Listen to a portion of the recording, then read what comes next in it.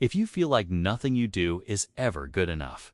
You're not alone, and most men never figure out why until the relationship is already falling apart. You try to be patient, understanding, reasonable, but the complaints keep coming anyway. It starts subtle, almost harmless, until one day you catch yourself avoiding conversations just to keep the peace.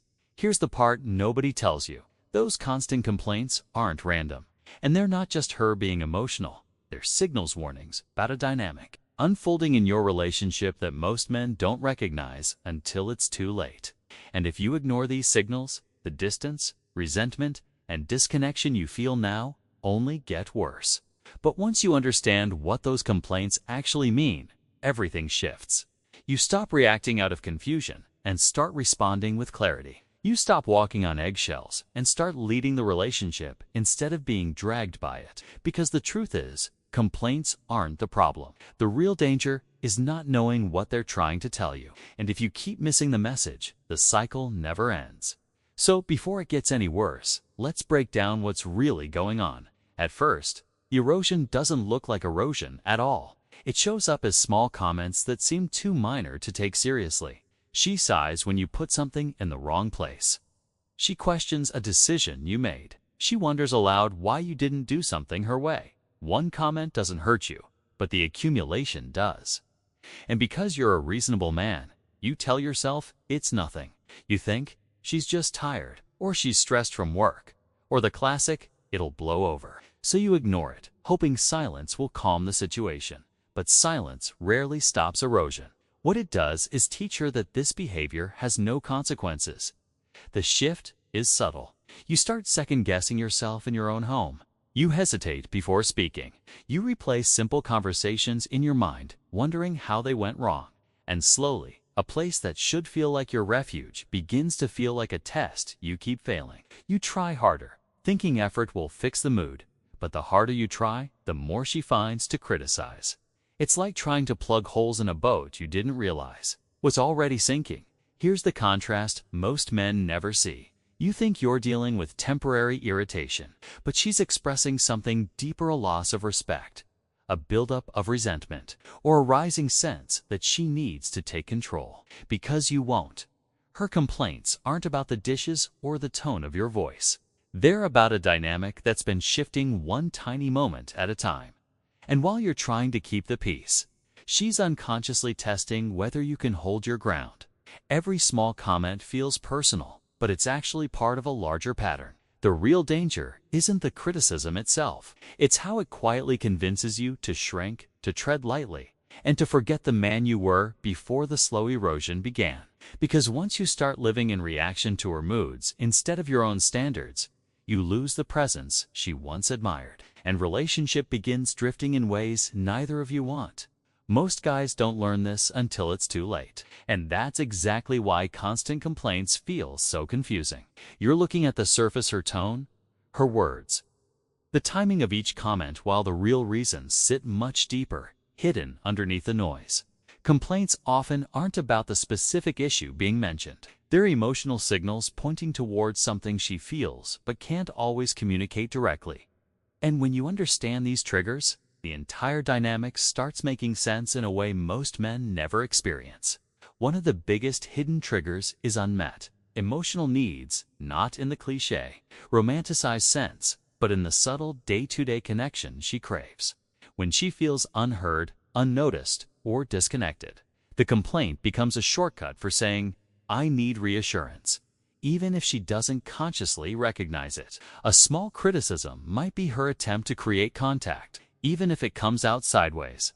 Another trigger is emotional testing, which sounds manipulative, but is often instinctive rather than intentional. Many women test to see if you can remain steady, you can stay calm, grounded, and present under pressure. A complaint becomes a check for emotional stability, not a request for perfection. When you react defensively or shut down, the test feels failed, and the complaints escalate as she tries to find your center again. Then there's insecurity, which can take many forms. She might fear losing you, feel uncertain about her own value, or be comparing the relationship to unrealistic expectations she's absorbed from friends, social media, or past experiences. Her complaints become a way to regain a sense of control or certainty, even if the method backfires. A fourth trigger is the desire for leadership, which doesn't mean dominance. It means clarity, direction, and consistency. When she feels like she's carrying the emotional or logistical load alone, complaints surface as a reaction to that imbalance. It's often less about controlling you and more about craving a shared sense of direction. And finally, there's the cry for partnership structure, the instinctive need for a dynamic that feels balanced and secure. If something feels off, she may complain as a way of saying, "I don't feel aligned with you right now," even though the delivery may sound like criticism. Here's the revelation most men miss. Chronic complaining usually signals not hostility, but disconnection. The words may sting, but the deeper message is, "I'm unsure, I'm overwhelmed, or I'm searching for stability." If you don't understand these triggers, the cycle continues. But once you recognize them, you stop taking the complaints literally and start understanding what's actually being asked of you, something most men never figure out until the relationship is already slipping away. Most men don't tolerate constant complaints because they're weak or clueless. They tolerate them because they've been conditioned to believe patience is the noble path. Since boyhood, you were taught to be the bigger man, avoid drama, and keep the peace. You were told that raising your voice, expressing frustration, or drawing hard lines made you aggressive, insensitive, or unloving. So when the criticism starts, your instinct isn't to confront its to calm it. You don't want to escalate the situation.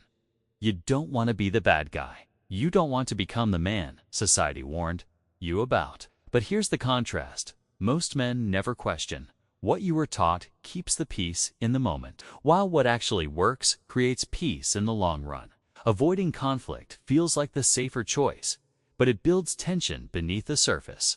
Every time you swallow your frustration, every time you let a comment slide, every time you pretend her tone didn't bother you, you reinforce a pattern, one where your boundaries slowly disappear. There's also the fear of escalation. Many men have learned the hard way that pushing back can trigger an emotional storm, raised voices, accusations, tears, or silent treatment. So you choose the quieter path, even if it means carrying the emotional weight yourself. You tell yourself it's not worth a fight, even though inside it absolutely is. And then there's the societal punishment for masculine boundaries. A man who asserts himself risks being labeled controlling or toxic, even when he's simply stating what's acceptable to him. You've seen the headlines, the social narratives, the shaming language. So you hesitate, not because you lack strength, but because you've been taught that using it makes you dangerous. The result? You tolerate behaviors that slowly chip away at your confidence. You accept dynamics you would never advise another man to endure, not because you don't care about yourself, but because you're trying to be good, supportive, understanding. Yet the truth is this: women don't respect endless tolerance. They respect direction, boundaries, and presence. And the longer you keep avoiding conflict to keep the peace, the more peace you actually lose. The dangerous part of the complaining loop is that it doesn't start with weakness. It starts with good intentions. Take a man named Daniel. He's a solid guy, dependable, hardworking, the kind of man who prides himself on being calm and reasonable. When his girlfriend first starts complaining about the dishes, about his tone, about how he handled a conversation with her family, he assumes it's normal relationship friction. So he does what he believes a good partner does. He tries to fix it. He apologizes quickly. He adjusts his behavior. He tries to be more attentive. He thinks he's helping. But here's where the loop begins. She complains, he appeases, gives. She feels relief for a moment, then complains again. Why?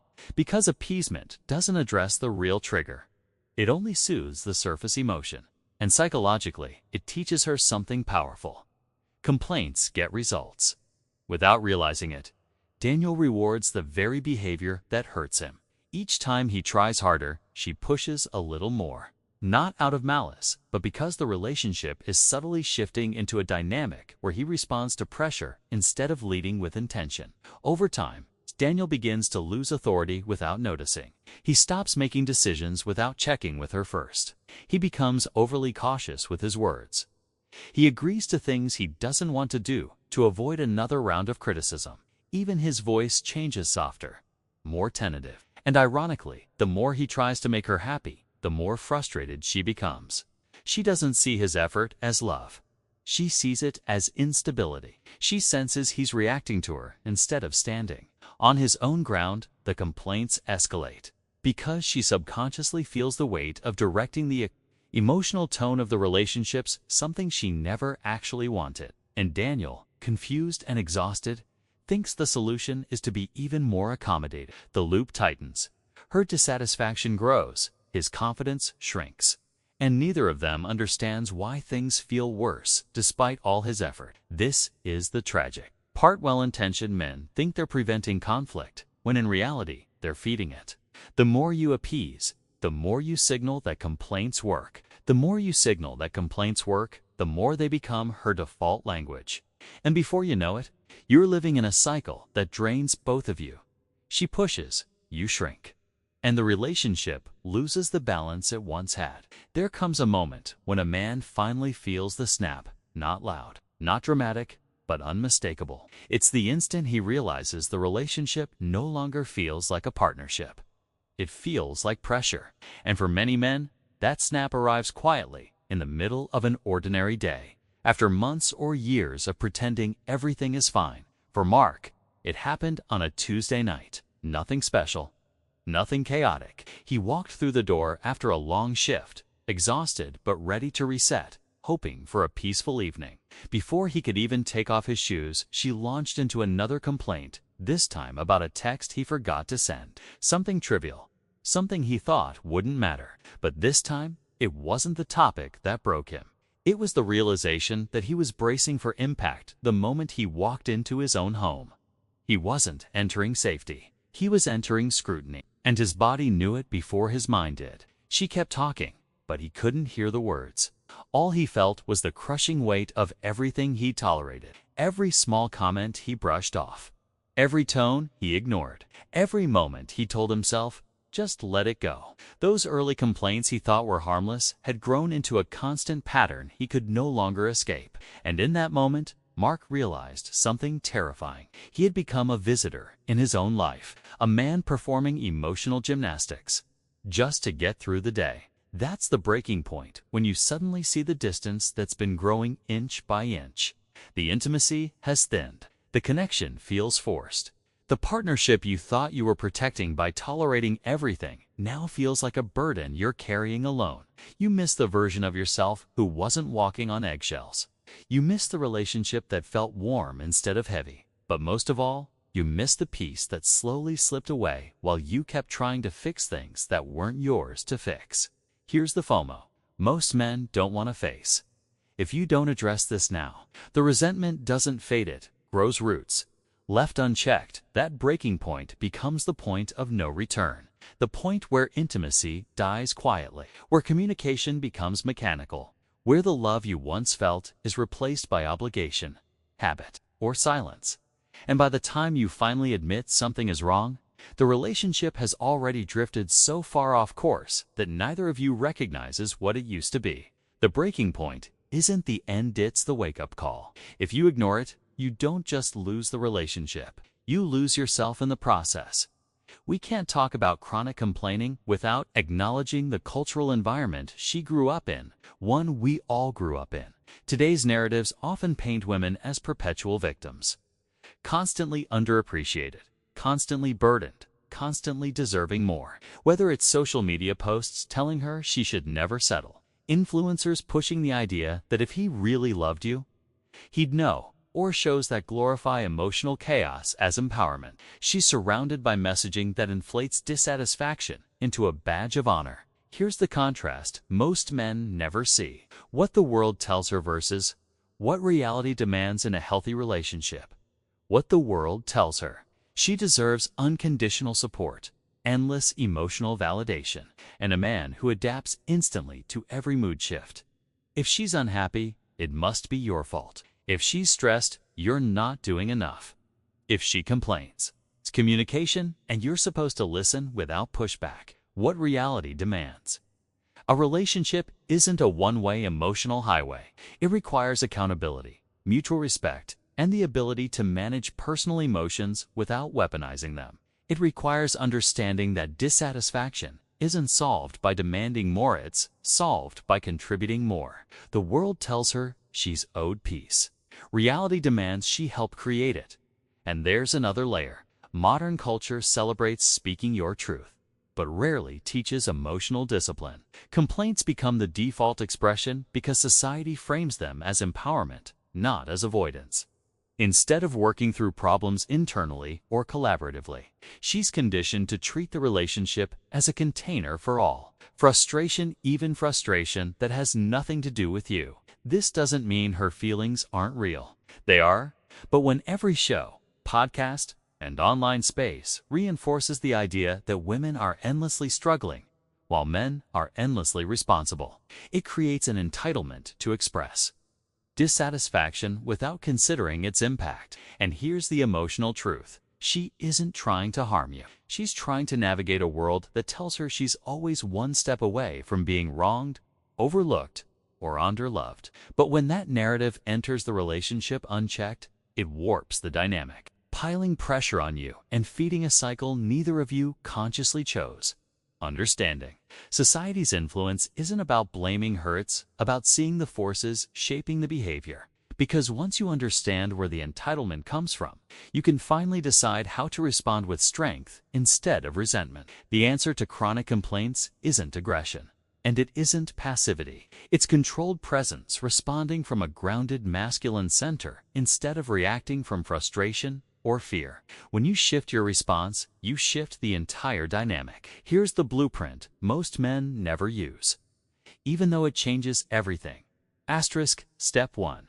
Hold your ground calmly when she complains. Resist the urge to jump into defense or apology mode. Take a breath. Slow your tone. Look her in the eye. Say something simple like, "I hear you. Let's talk about this," without turning it into a fight. This immediately signals stability. You're not running. You're not collapsing. You're staying present. That alone interrupts the old pattern. Step 2. Set clear. Without emotion, boundaries aren't about controlling her. They're about defining you. If her tone crosses a line, address it directly but calmly. "I'm here to talk, but I'm not going to engage when the conversation becomes disrespectful." No yelling, no threats. Just clarity. Most women don't respect boundaries because most men never enforce them. Once you do, the dynamic shifts. Step 3. Redirect the negativity constructively when she spirals into complaints. Don't chase each one. Redirect the energy. "What's the real issue here? Let's talk about that," instead of bouncing around. You're pulling the conversation away from petty details and towards the core emotion she's struggling to express. This shows leadership, not avoidance. Step 4. Recenter your masculine presence. Your tone, posture, and energy matter more than your words. Slow your breathing. Lower your shoulders. Speak from your chest, not your throat. She doesn't need perfection. She needs to feel that you're not being tossed around by her emotions. When she senses your steadiness, her intensity naturally decreases. Step 5. Lead the resolution. Take initiative in finding a solution, but don't take responsibility for every feeling she has. Ask, "What's the outcome you want here?" Or "How do we move forward together?" You're not fixing her. You're guiding the conversation toward clarity. This blueprint isn't about overpowering her, it's about refusing to be overpowered by chaos. It restores balance, earns respect, and rebuilds emotional safety. When you shift your presence, her complaints lose their fuel. And instead of reacting to negativity, you start shaping the dynamic with confidence and intention. When chronic complaints reach a tipping point, you need a decisive conversation or reset that clarifies expectations, establishes boundaries, and restores balance. This isn't about arguing or blaming. It's about leadership, calm authority, and emotional presence. Here's how to structure it. Step 1. Choose the right moment. Timing is critical. Don't start when emotions are high or when you're exhausted. Pick a calm, neutral moment when you both have space to listen. Signal that this is important. "I want us to have a real conversation about how we handle stress and frustration." Step 2. Lead with observation. Not accusations. Start by describing patterns you've noticed without judgment. I've noticed that lately. We end up in repeated cycles of complaints and tension. Avoid you always or you never. This reduces defensiveness and keeps the focus on the dynamic, not personal attacks. Step 3. Express your experience clearly. Use I statements to share your perspective. I feel drained and disconnected when the conversation turns critical. This centers your emotions while maintaining calm authority. The goal is to communicate impact, not provoke guilt. Step 4. Set boundaries and invite collaboration. State what's acceptable and what isn't. I'm committed to hearing your concerns, but I won't engage when it turns hostile. Can we work together to communicate differently? This positions you as the leader of your emotional space while inviting her to participate in a healthier dynamic. Step 5. Close with a vision for the relationship. End by painting a positive picture. I want us to feel close, respected, and understood. Let's figure out how to get there together. This recenters the relationship on partnership rather than blame. A well-executed reset conversation doesn't just stop the complaining, it establishes a new standard. When done with confidence, clarity, and calm presence, it shifts the dynamic permanently, restoring respect, connection, and emotional safety. Once a man asserts boundaries and communicates expectations clearly, the relationship transforms. The old dynamic where complaints dominated, energy drained, and every small comment felt like a test gives way to a new rhythm. Instead of tiptoeing around moods or bracing for criticism, he moves through the relationship with calm authority. Conversations are intentional, not reactive. Decisions are made together, but with clarity about who leads and who contributes. The contrast is stark. In the old dynamic, every day felt like walking a tightrope, exhausting both partners. Energy was sapped, intimacy dwindled, and resentment quietly grew. In the new dynamic, complaints no longer control the room. They become signals, not weapons. Respect is mutual. Emotional space is safe. And he experiences something most men never do: peace. Here's the FOMO men feel when they see this in action. The men who establish presence and boundaries aren't just surviving their relationships, they're thriving. They feel heard without capitulating, loved without losing themselves, and connected without compromise to their core. The difference isn't subtle. It's transformative, and it's available to anyone willing to step into clarity, leadership, and calm confidence. If you felt drained, unappreciated, or trapped by constant complaints, know this: you're not alone, and it's not your fault. The patterns you tolerate today shape the man you'll be tomorrow. Reflect honestly. Where have you given away your authority? What will you change starting now? The choice is yours.